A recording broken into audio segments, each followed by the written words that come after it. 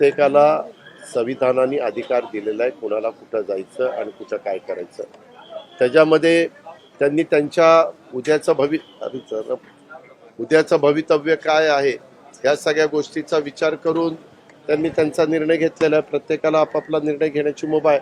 आणि हे आज नाही, जसं देशाला स्वातंत्र्य मिळालेलं आहे तसं वेगवेगळे राजकीय पक्ष काम करतात.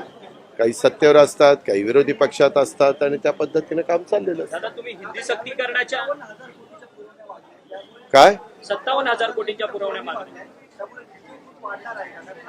ती काळजी करू नका, ते जबाबदारी आमची आहे.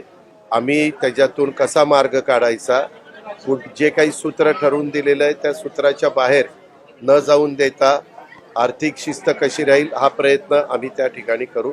आपण काही काळजी करू नका. दादा, हिंदी सक्तीकरणाच्या संदर्भात तुम्ही म्हटलेलं की आंदोलनाची वेळ येऊन देणार नाही आणि GR मात्र रद्द झालाय, परंतु आता दोन ठाकरे बंधू एकाच मंचावरती विजयी सभा करण्याकरता येणार आहेत. याकडे या दृष्टिकोनातून कसं पाहता? बघा, उद्याच्याला प्रत्येकाला अधिकार आहे.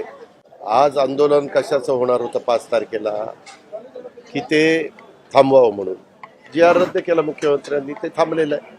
आता पहिल्यांदा त्यांनी डिक्लेअर केलं की बाबा आम्ही काही काढणार नाही. पुन्हा काही त्यांचे काय ह्या अशा प्रकारच्या गोष्टी झाल्या ना, प्रत्येक जण त्याच्यामध्ये राजकीय अँगलने बघतो. व उद्या महानगरपालिकेच्या निवडणुका आहे, उद्या स्थानिक स्वराज्य संस्थांच्या निवडणुका आहे. मग त्याच्यातून आपल्याला ह्याचा काही फायदा उठवता येईल का? त्याच्यातून आता ह्यांनी जर रद्द केलं तर मग गप्प बसलं तर त्याचा काहीच उपयोग होणार नाही. म्हणून विजयोत्सव साजरा केला तर त्याच्यातनं काहीतरी वातावरण निर्मिती करता येईल का, असा काही आराखडे त्यांचा असेल. त्याच्या पद्धतीनं त्यांना म्हणजे प्रत्येकाला मुभा आहे. पण दोन्ही ठाकरे बंधू हे मराठीच्या मुद्द्यावरती न येता महापालिकेच्या मुद्द्यावरती एकत्र येतात असं तुमचं म्हणणं आहे? माझं तसं म्हणणं नाही. उगीच माझ्या नावावर काही खपवायला जाऊ नको. मी स्पष्टपणे परवा पुण्यामध्ये सांगितलं, कुणाच्या बरोबर जावं हा ज्याचा त्याचा वैयक्तिक प्रश्न आहे, त्या पक्षाच्या प्रमुखांचा प्रश्न आहे. उगीच काहीतरी ब्रेकिंग न्यूज लावायला अजित पवार असं म्हणले, अरे काही अजित पवार म्हणलाच नाही ना.